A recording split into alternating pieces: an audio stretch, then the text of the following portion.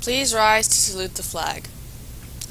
I pledge allegiance to the flag of the United States of America, and to the republic for which it stands, one nation, under God, indivisible, with liberty and justice for all.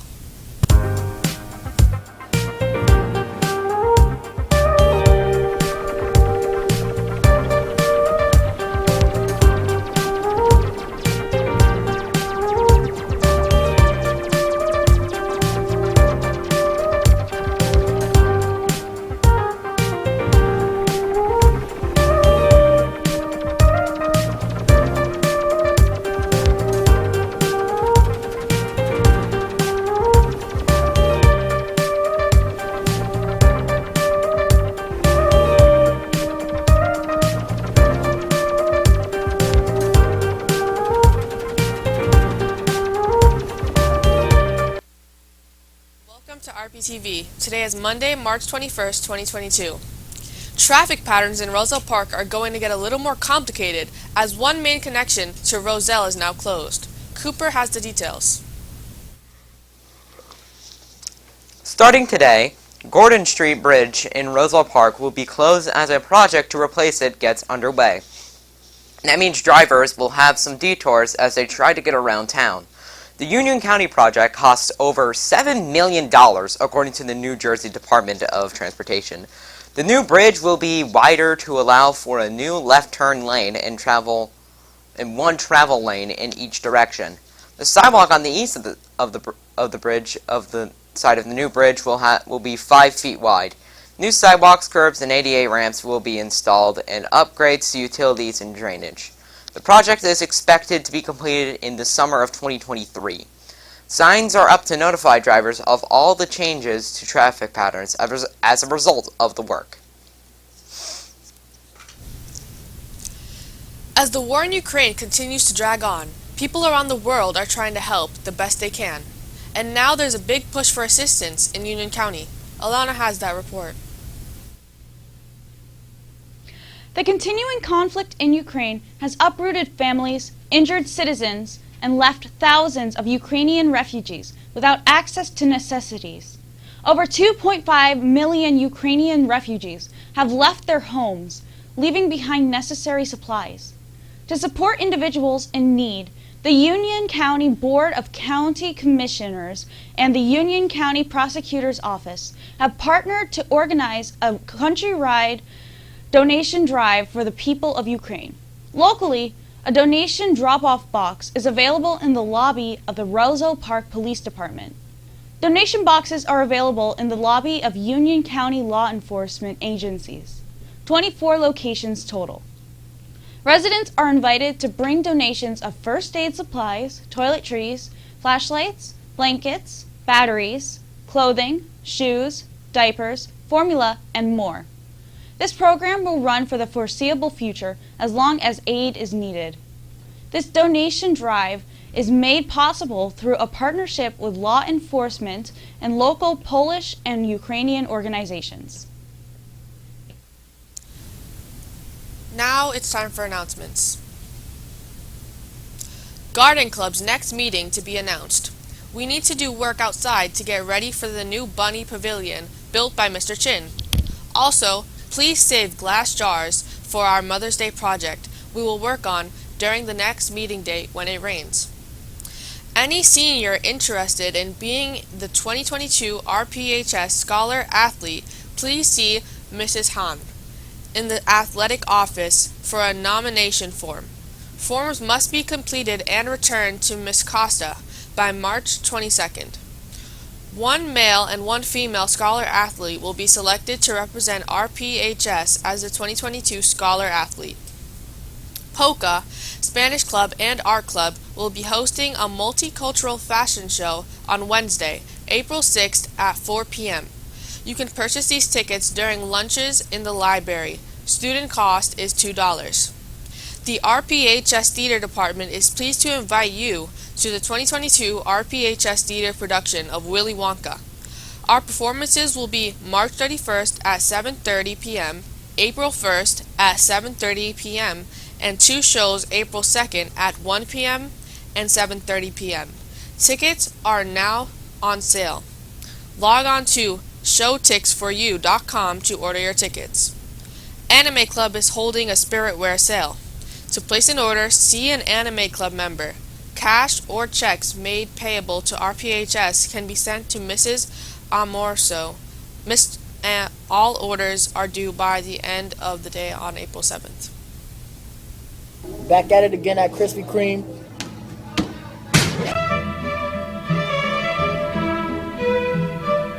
This right here is my favorite thing ever. In the history of forever. I think about this every day. I think about this all night long. I stay awake, not sleeping, because I'm thinking about this.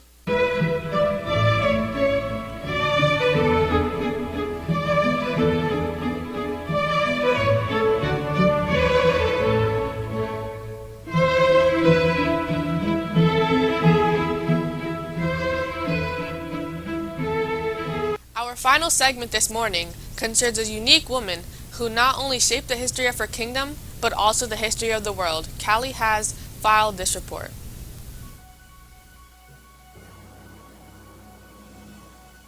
Princess Alexandrina Victoria of Kent grew to become one of the most influential monarchs in not only British, but world history.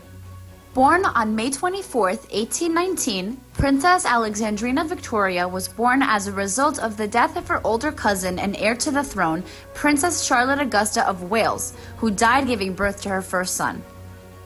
As the reigning king and father of the late Princess Charlotte, George IV had no other children. The throne passed to his younger brother William, who had 10 illegitimate children that could not sit on the throne. When King William IV died, the throne went to Princess Alexandrina Victoria, the daughter of the next brother. The throne went directly to her as her father died when she was a year old. Upon taking the throne, the 18-year-old princess adopted the name Victoria as her regnal name. The British people were enthusiastic about her as queen, as she had become extremely popular due to her various tours as a teen.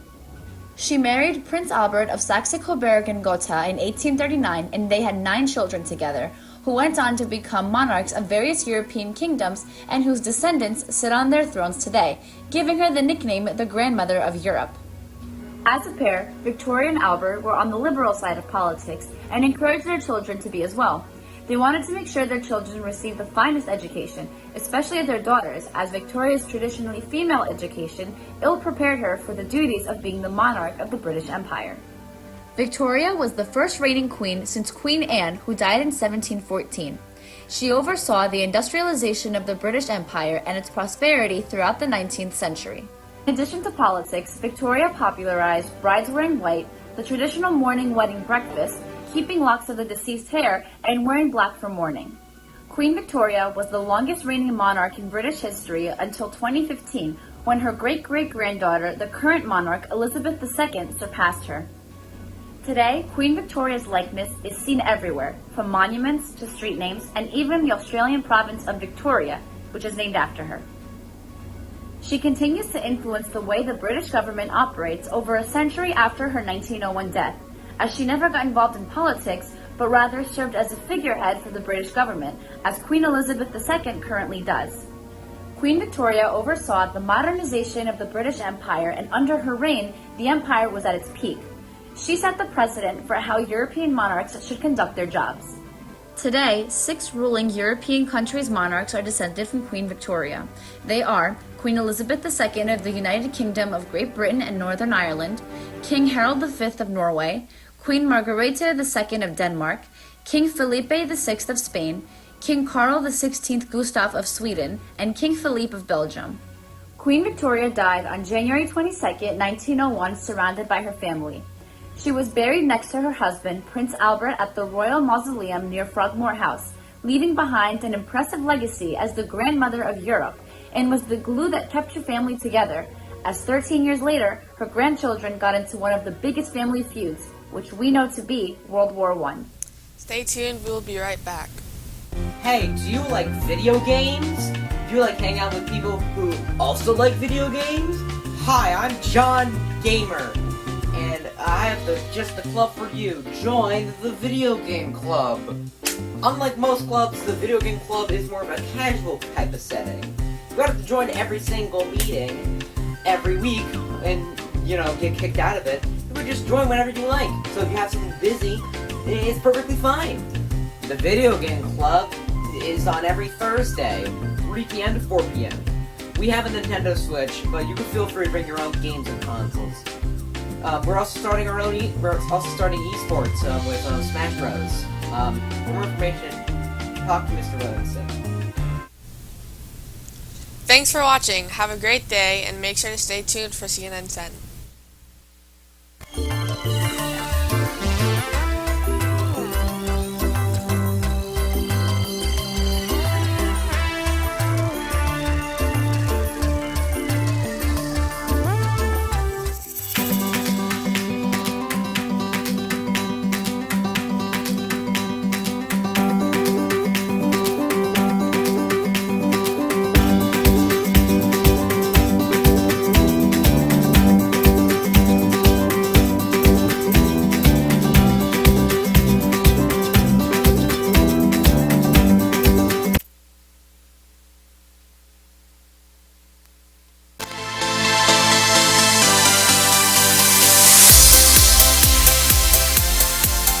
Hi, I'm Carl Isers for CNN 10.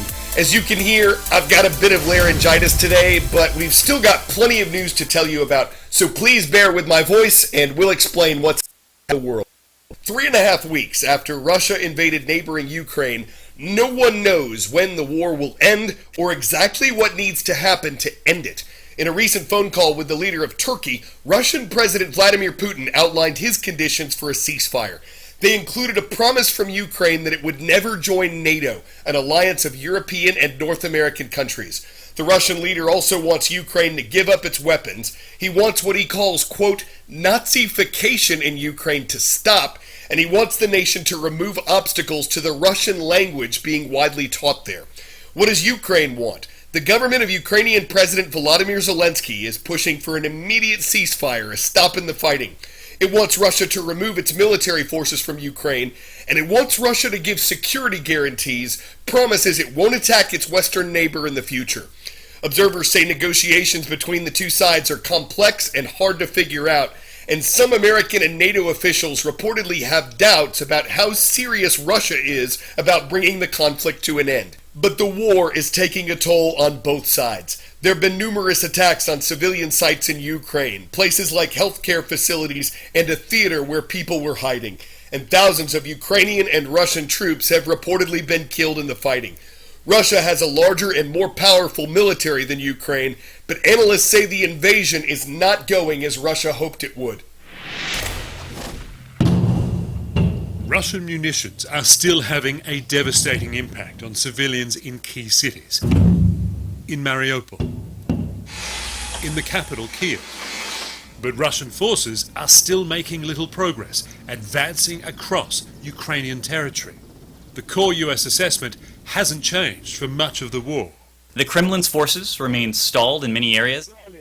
And experts agree, 3 weeks in, Russia is in trouble. No wars go according to plan. The problem is that Russia's plan was extremely bad.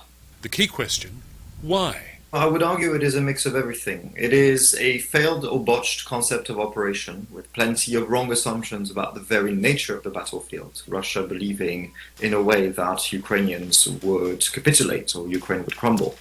And experts believe Russia's failure to secure a quick, definitive win has revealed another major flaw in its planning. Russia's out of available combat forces to put into this fight.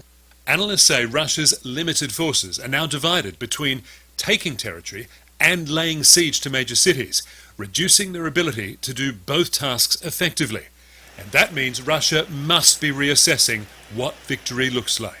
At this stage, we are still talking about limited gains and goals. There's simply not enough troops potentially coming from Russia or elsewhere to do a sort of massive, full-scale ground invasion of Ukraine, keep that territory, hold it, and then fight a very costly counter-insurrection war. US officials say they're seeing some early efforts to boost troop numbers with foreign fighters. We believe that out of Syria, there are perhaps very small groups of people that may be trying to make their way to Ukraine. How the next phase of the war plays out will be significantly determined by Russia's intentions in Kiev.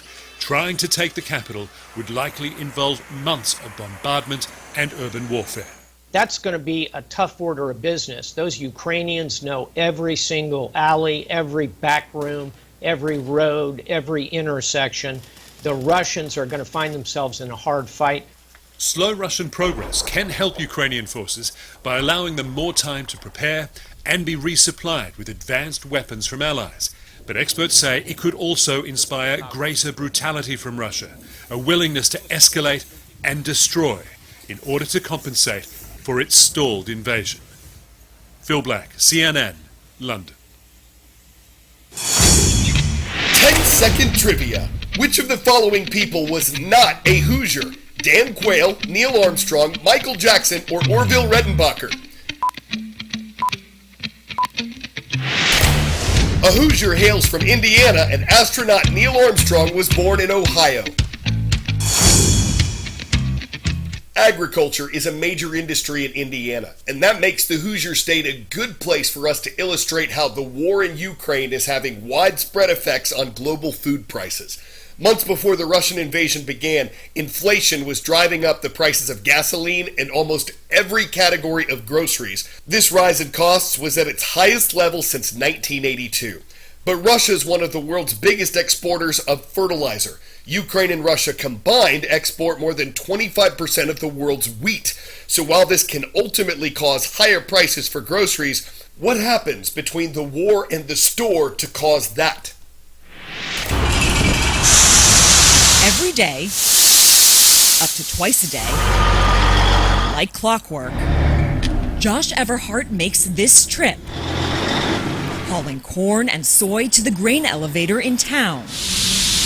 But the constant hauling of crops for his 4 trucks and record gas prices makes even the shortest journey feel like a slow burn. You don't want to see the bill. You don't? What And does you it look look at it, like? you're like, oh no.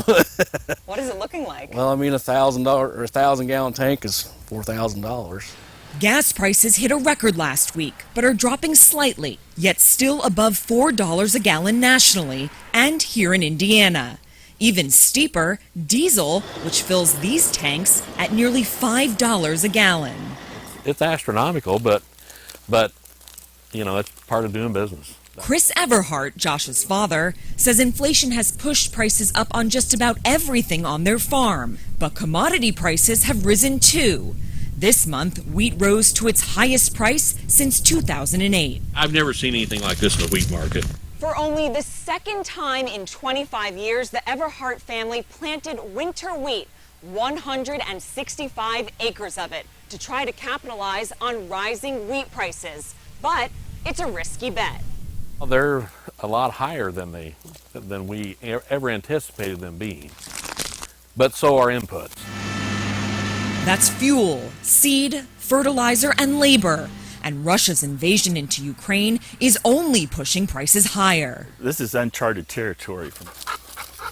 On Phil Ramsey's farm in Shelbyville, he says he's spending $500,000 more to plant his crops this year.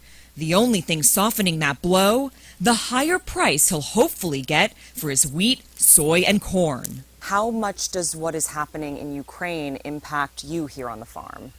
I'm happy that the prices are going up. I am not happy about the situation because even though they're a competitor of ours, it's kind of like playing sports. You don't want to see somebody on the other team get hurt. And fertilizer has become their biggest expense because it's made from natural gas, which has also risen significantly.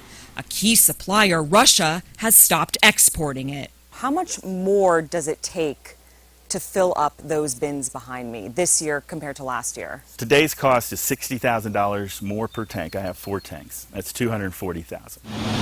And those prices are much slower to come down compared to the volatile price of crops. We just lose money when that happens. It's only happened a few times in my farming career, but this one's totally different than any that I've been through in 43 years. Vanessa Yurkevich, CNN, East Morristown, Indiana.